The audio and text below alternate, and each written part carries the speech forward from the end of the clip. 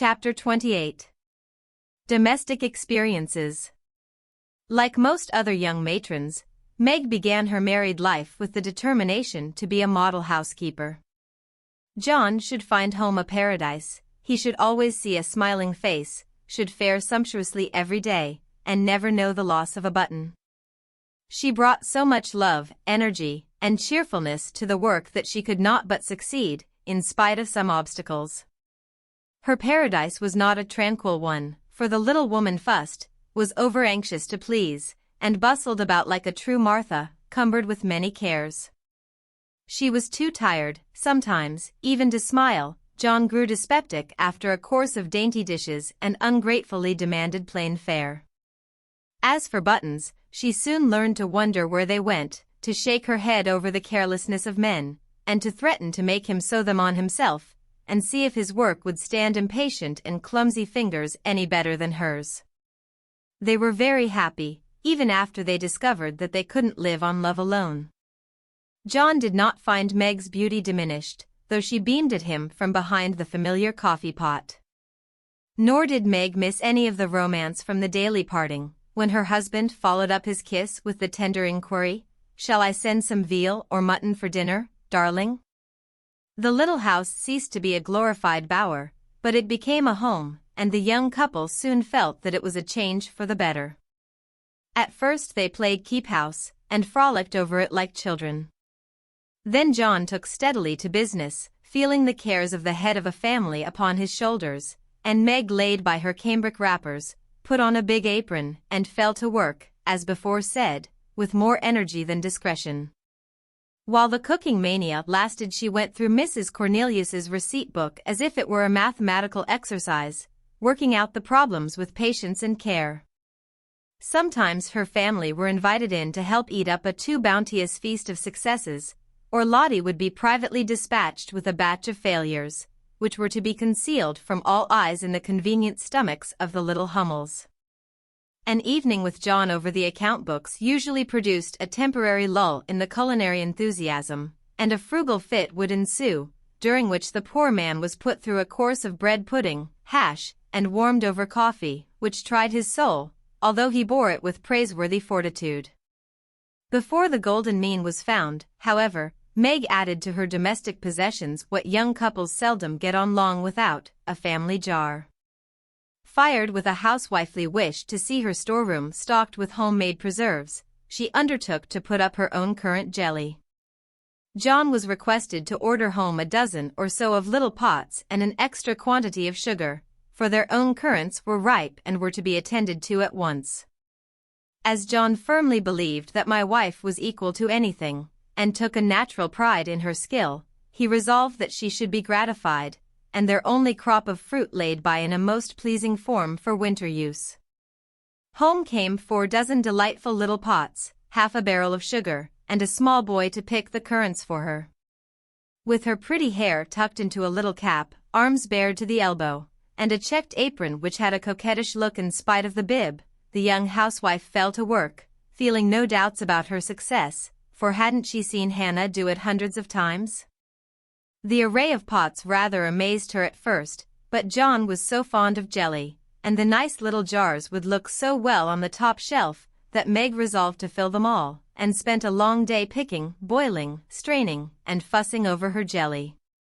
She did her best, she asked advice of Mrs. Cornelius, she racked her brain to remember what Hannah did that she left undone, she reboiled, resugared, and restrained, but that dreadful stuff wouldn't gel. She longed to run home, bib and all, and ask Mother to lend her a hand, but John and she had agreed that they would never annoy anyone with their private worries, experiments, or quarrels. They had laughed over that last word as if the idea it suggested was a most preposterous one, but they had held to their resolve, and whenever they could get on without help they did so, and no one interfered, for Mrs. March had advised the plan. So Meg wrestled alone with the refractory sweetmeats all that hot summer day, and at 5 o'clock sat down in her topsy-turvy kitchen, wrung her bedaubed hands, lifted up her voice and wept. Now, in the first flush of the new life, she had often said, "My husband shall always feel free to bring a friend home whenever he likes." I shall always be prepared. There shall be no flurry, no scolding, no discomfort, but a neat house, a cheerful wife, and a good dinner. John, dear, never stop to ask my leave, invite whom you please, and be sure of a welcome from me. How charming that was, to be sure. John quite glowed with pride to hear her say it, and felt what a blessed thing it was to have a superior wife. But, although they had had company from time to time, it never happened to be unexpected, and Meg had never had an opportunity to distinguish herself till now. It always happens so in this vale of tears. There is an inevitability about such things which we can only wonder at, deplore, and bear as we best can. If John had not forgotten all about the jelly, it really would have been unpardonable in him to choose that day, of all the days in the year, to bring a friend home to dinner unexpectedly. Congratulating himself that a handsome repast had been ordered that morning, feeling sure that it would be ready to the minute, and indulging in pleasant anticipations of the charming effect it would produce, when his pretty wife came running out to meet him, he escorted his friend to his mansion, with the irrepressible satisfaction of a young host and husband. It is a world of disappointments, as John discovered when he reached the dovecot. The front door usually stood hospitably open. Now it was not only shut, but locked, and yesterday's mud still adorned the steps. The parlor windows were closed and curtained, no picture of the pretty wife sewing on the piazza, in white, with a distracting little bow in her hair, or a bright-eyed hostess, smiling a shy welcome as she greeted her guest. Nothing of the sort, for not a soul appeared but a sanguinary-looking boy asleep under the currant bushes. I'm afraid something has happened. Step into the garden, Scott, while I look up Mrs. Brooke, said John, alarmed at the silence and solitude. Round the house he hurried, led by a pungent smell of burned sugar, and Mr. Scott strolled after him, with a queer look on his face. He paused discreetly at a distance when Brooke disappeared, but he could both see and hear, and being a bachelor, enjoyed the prospect mightily. In the kitchen reigned confusion and despair. One edition of jelly was trickled from pot to pot, another lay upon the floor, and a third was burning gaily on the stove. Lottie, with Teutonic phlegm, was calmly eating bread and currant wine, for the jelly was still in a hopelessly liquid state, while Mrs. Brooke, with her apron over her head, sat sobbing dismally. "My dearest girl, what is the matter?" cried John, rushing in, with awful visions of scalded hands, sudden news of affliction, and secret consternation at the thought of the guest in the garden. "Oh, John, I am so tired and hot and cross and worried. I've been at it till I'm all worn out. Do come and help me or I shall die," and the exhausted housewife cast herself upon his breast, giving him a sweet welcome in every sense of the word, for her pinafore had been baptized at the same time as the floor. "What worries you, dear?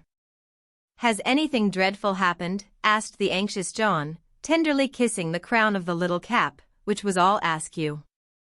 "Yes," sobbed Meg despairingly. "Tell me quick, then. Don't cry. I can bear anything better than that. Out with it, love. The jelly won't gel and I don't know what to do." John Brooke laughed then as he never dared to laugh afterward, and the derisive Scot smiled involuntarily as he heard the hearty peal, which put the finishing stroke to poor Meg's woe. "Is that all? Fling it out of the window, and don't bother any more about it.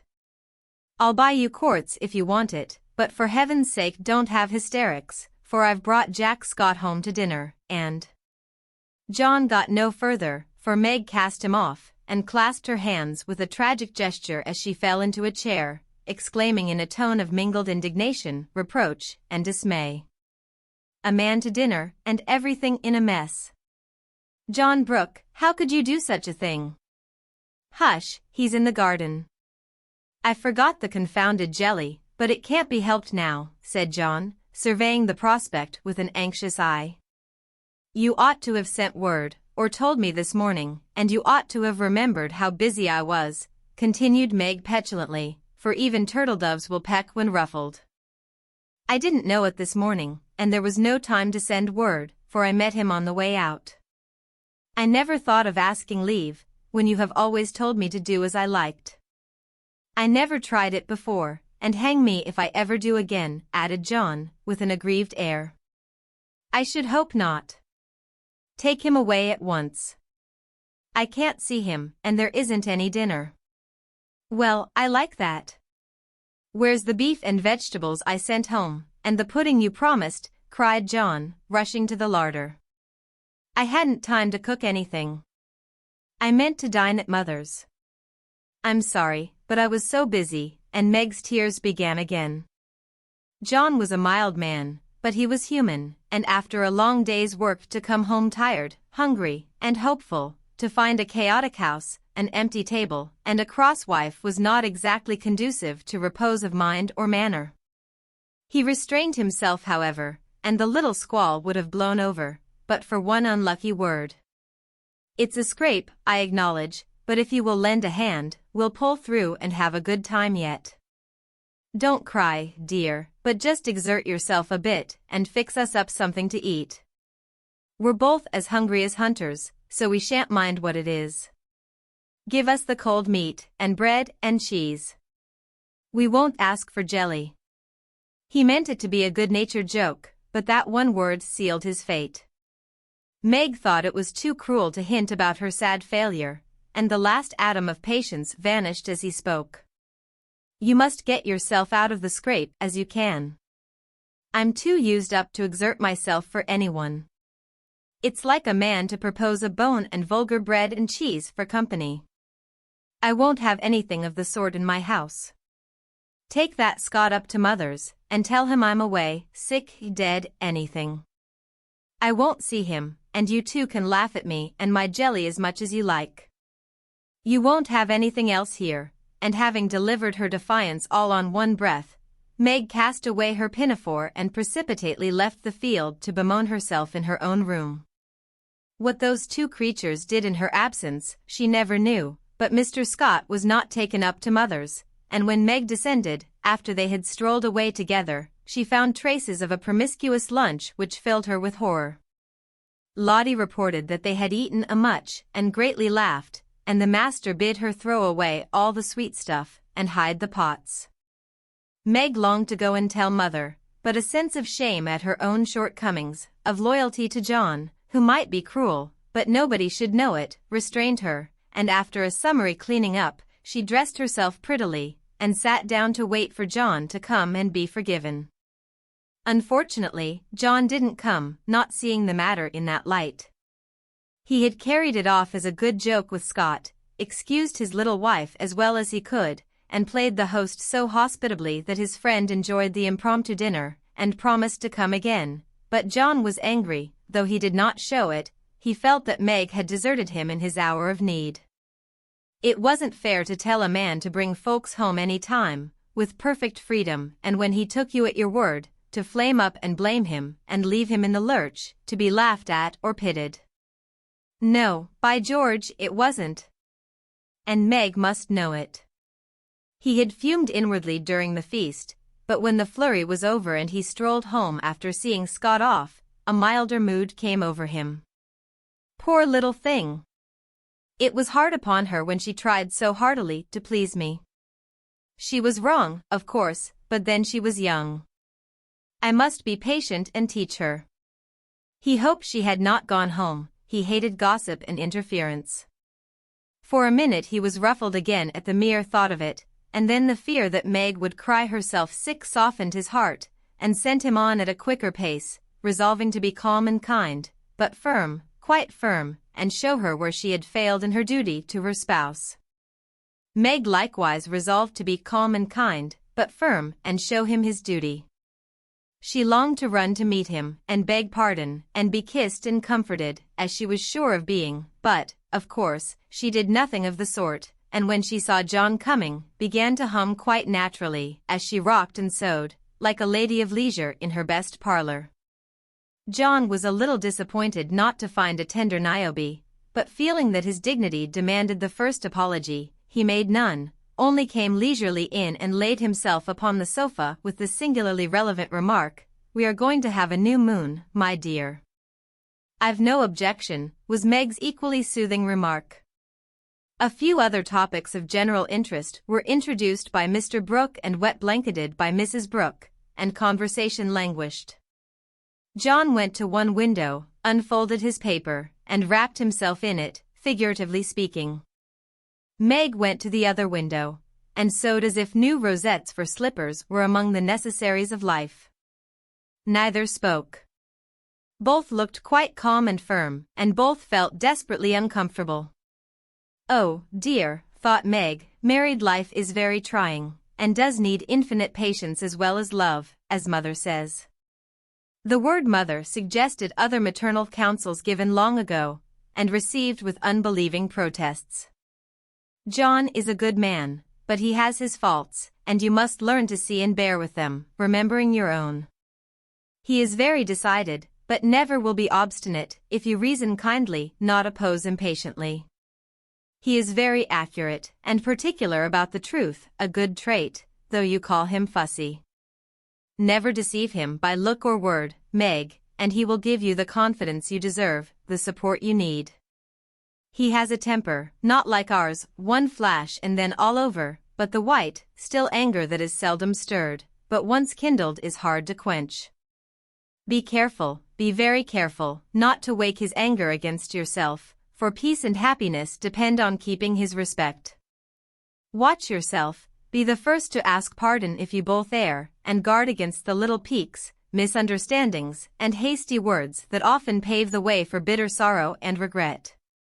These words came back to Meg, as she sat sewing in the sunset, especially the last. This was the first serious disagreement. Her own hasty speeches sounded both silly and unkind, as she recalled them. Her own anger looked childish now, and thoughts of poor John coming home to such a scene quite melted her heart. She glanced at him with tears in her eyes, but he did not see them. She put down her work and got up, thinking, "I will be the first to say, 'Forgive me,' but he did not seem to hear her. She went very slowly across the room, for pride was hard to swallow, and stood by him, but he did not turn his head. For a minute she felt as if she really couldn't do it, then came the thought, "This is the beginning. I'll do my part, and have nothing to reproach myself with," and stooping down, she softly kissed her husband on the forehead. Of course that settled it. The penitent kiss was better than a world of words, and John had her on his knee in a minute, saying tenderly, "It was too bad to laugh at the poor little jelly pots. Forgive me, dear. I never will again." But he did, oh bless you, yes, hundreds of times, and so did Meg, both declaring that it was the sweetest jelly they ever made, for family peace was preserved in that little family jar. After this, Meg had Mr. Scott to dinner by special invitation, and served him up a pleasant feast without a cooked wife for the first course, on which occasion she was so gay and gracious, and made everything go off so charmingly, that Mr. Scott told John he was a lucky fellow, and shook his head over the hardships of bachelorhood all the way home. In the autumn, new trials and experiences came to Meg. Sally Moffat renewed her friendship, was always running out for a dish of gossip at the little house, or inviting that poor dear to come in and spend the day at the big house. It was pleasant, for in dull weather Meg often felt lonely. All were busy at home, John absent till night, and nothing to do but sew, or read, or potter about. So it naturally fell out that Meg got into the way of gaddying and gossiping with her friend. Seeing Sally's pretty things made her long for such, and pity herself because she had not got them. Sally was very kind, and often offered her the coveted trifles, but Meg declined them, knowing that John wouldn't like it, and then this foolish little woman went and did what John disliked even worse. She knew her husband's income, and she loved to feel that he trusted her, not only with his happiness, but what some men seem to value more, his money. She knew where it was free to take what she liked, and all he asked was that she should keep account of every penny, pay bills once a month, and remember that she was a poor man's wife. Till now she had done well, been prudent and exact, kept her little account books neatly, and showed them to him monthly without fear. But that autumn the serpent got into Meg's paradise, and tempted her like many a modern Eve, not with apples, but with dress. Meg didn't like to be pitted and made to feel poor. It irritated her, but she was ashamed to confess it, and now and then she tried to console herself by buying something pretty, so that Sally needn't think she had to economize. She always felt wicked after it, for the pretty things were seldom necessaries, but then they cost so little, it wasn't worth worrying about, so the trifles increased unconsciously, and in the shopping excursions she was no longer a passive looker-on. But the trifles cost more than one would imagine, and when she cast up her accounts at the end of the month the sum total rather scared her. John was busy that month and left the bills to her. The next month he was absent, but the third he had a grand quarterly settling up, and Meg never forgot it. A few days before she had done a dreadful thing, and it weighed upon her conscience. Sally had been buying silks, and Meg longed for a new one, just a handsome light one for parties. Her black silk was so common, and thin things for evening wear were only proper for girls. Aunt March usually gave the sisters a present of $25 apiece at New Year's.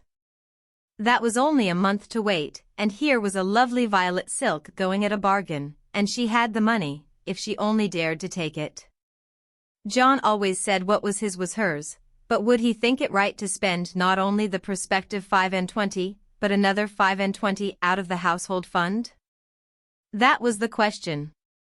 Sally had urged her to do it, had offered to lend the money, and with the best intentions in life had tempted Meg beyond her strength. In an evil moment the shopman held up the lovely, shimmering folds, and said, "A bargain, I assure you, ma'am." She answered, "I'll take it," and it was cut off and paid for, and Sally had exulted, and she had laughed as if it were a thing of no consequence, and driven away, feeling as if she had stolen something, and the police were after her. When she got home, she tried to assuage the pangs of remorse by spreading forth the lovely silk, but it looked less silvery now, didn't become her, after all, and the words $50 seemed stamped like a pattern down each breadth. She put it away, but it haunted her, not delightfully as a new dress should, but dreadfully like the ghost of a folly that was not easily laid. When John got out his books that night, Meg's heart sank, and for the first time in her married life, she was afraid of her husband.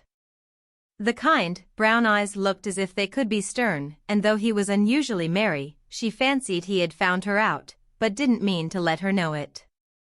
The house bills were all paid, the books all in order. John had praised her, and was undoing the old pocketbook which they called the bank, when Meg, knowing that it was quite empty, stopped his hand, saying nervously, "You haven't seen my private expense book yet." John never asked to see it, but she always insisted on his doing so, and used to enjoy his masculine amazement at the queer things women wanted, and made him guess what piping was, demand fiercely the meaning of a hug me tight, or wonder how a little thing composed of 3 rosebuds, a bit of velvet, and a pair of strings, could possibly be a bonnet, and cost $6. That night he looked as if he would like the fun of quizzing her figures and pretending to be horrified at her extravagance, as he often did, being particularly proud of his prudent wife. The little book was brought slowly out and laid down before him. Meg got behind his chair under pretense of smoothing the wrinkles out of his tired forehead, and standing there, she said, with her panic increasing with every word, "John, dear, I'm ashamed to show you my book, for I've really been dreadfully extravagant lately. I go about so much I must have things, you know, and Sally advised my getting it, so I did, and my New Year's money will partly pay for it, but I was sorry after I had done it, for I knew you'd think it wrong in me." John laughed, and drew her round beside him, saying good-humoredly, "Don't go and hide. I won't beat you if you have got a pair of killing boots. I'm rather proud of my wife's feet, and don't mind if she does pay $8 or $9 for her boots, if they are good ones." That had been one of her last trifles, and John's eye had fallen on it as he spoke. "Oh, what will he say when he comes to that awful $50, thought Meg, with a shiver. "It's worse than boots, it's a silk dress," she said, with the calmness of desperation, for she wanted the worst over. Well, dear, what is the demmed total, as Mr. Mantalini says? That didn't sound like John, and she knew he was looking up at her with the straightforward look that she had always been ready to meet and answer with one as frank till now. She turned the page and her head at the same time, pointing to the sum which would have been bad enough without the 50, but which was appalling to her with that added. For a minute the room was very still, then John said slowly, but she could feel it cost him an effort to express no displeasure. Well, I don't know that 50 is much for a dress, with all the furbelows and notions you have to finish it off these days. It isn't made or trimmed, sighed Meg, faintly, for a sudden recollection of the cost still to be incurred quite overwhelmed her. 25 yards of silk seems a good deal to cover one small woman, but I've no doubt my wife will look as fine as Ned Moffat's when she gets it on, said John dryly. I know you are angry, John, but I can't help it. I don't mean to waste your money, and I didn't think those little things would count up so. I can't resist them when I see Sally buying all she wants, and pitying me because I don't. I try to be contented, but it is hard, and I'm tired of being poor. The last words were spoken so low she thought he did not hear them, but he did, and they wounded him deeply, for he had denied himself many pleasures for Meg's sake. She could have bitten her tongue out the minute she had said it, for John pushed the books away and got up, saying with a little quiver in his voice, I was afraid of this. I do my best, Meg. If he had scolded her, or even shaken her, it would not have broken her heart like those few words. She ran to him and held him close, crying, with repentant tears, Oh, John, my dear, kind, hard-working boy. I didn't mean it. It was so wicked, so untrue and ungrateful, how could I say it? Oh, how could I say it? He was very kind, forgave her readily, and did not utter one reproach, but Meg knew that she had done and said a thing which would not be forgotten soon, although he might never allude to it again. She had promised to love him for better or worse, and then she, his wife, had reproached him with his poverty, after spending his earnings recklessly. It was dreadful, and the worst of it was John went on so quietly afterward, just as if nothing had happened, except that he stayed in town later, and worked at night when she had gone to cry herself to sleep. A week of remorse nearly made Meg sick, and the discovery that John had countermanded the order for his new greatcoat reduced her to a state of despair which was pathetic to behold.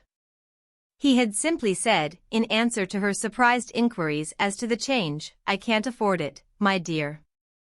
Meg said no more, but a few minutes after he found her in the hall with her face buried in the old greatcoat, crying as if her heart would break.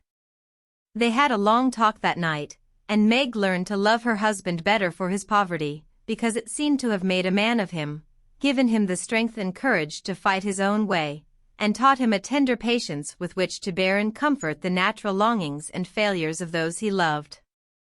Next day she put her pride in her pocket, went to Sally, told the truth, and asked her to buy the silk as a favor. The good-natured Mrs. Moffat willingly did so, and had the delicacy not to make her a present of it immediately afterward. Then Meg ordered home the greatcoat, and when John arrived, she put it on, and asked him how he liked her new silk gown. One can imagine what answer he made, how he received his present, and what a blissful state of things ensued. John came home early, Meg gaddied no more, and that greatcoat was put on in the morning by a very happy husband, and taken off at night by a most devoted little wife. So the year rolled round, and at midsummer there came to Meg a new experience, the deepest and tenderest of a woman's life. Laurie came sneaking into the kitchen of the Dovecot one Saturday, with an excited face, and was received with the clash of cymbals, for Hannah clapped her hands with a saucepan in one and the cover in the other. How's the little mama? Where is everybody? Why didn't you tell me before I came home? Began Laurie in a loud whisper. Happy as a queen, the dear. Every soul of 'em is upstairs a-worshipin'. We didn't want no hurricanes round. Now you go into the parlor, and I'll send 'em down to you, with which somewhat involved reply Hannah vanished, chuckling ecstatically.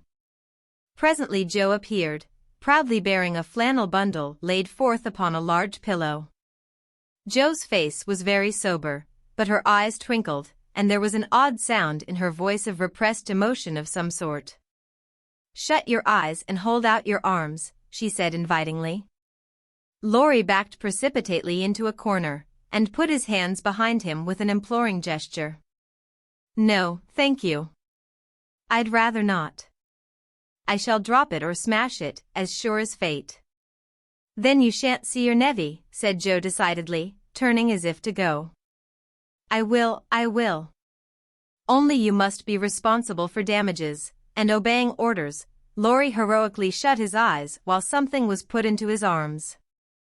A peal of laughter from Jo, Amy, Mrs. March, Hannah, and John caused him to open them the next minute, to find himself invested with 2 babies instead of 1.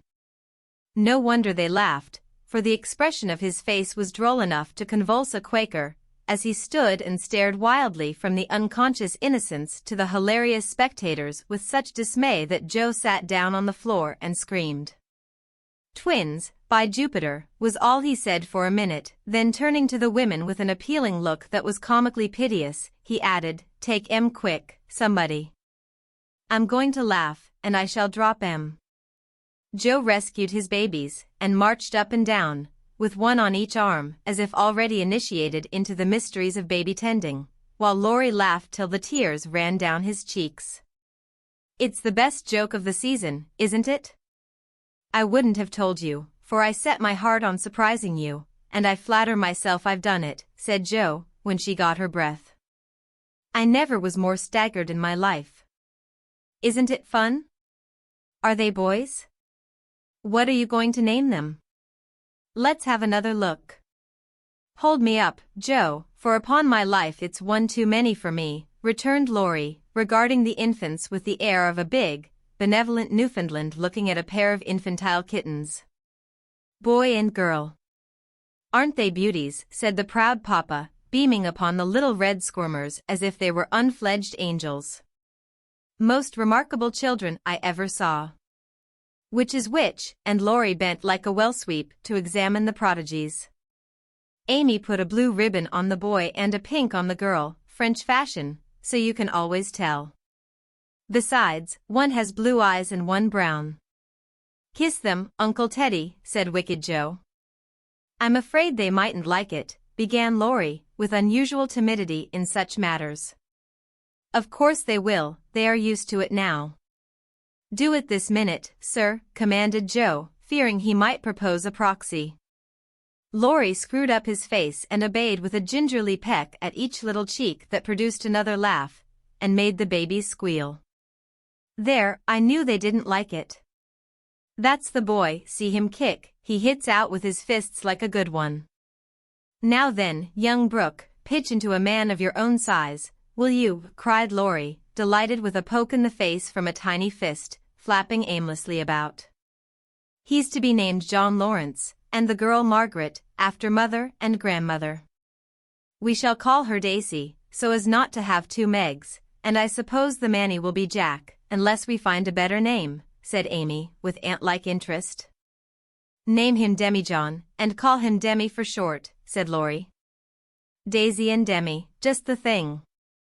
"I knew Teddy would do it," cried Jo, clapping her hands. Teddy certainly had done it that time, for the babies were Daisy and Demi to the end of the chapter.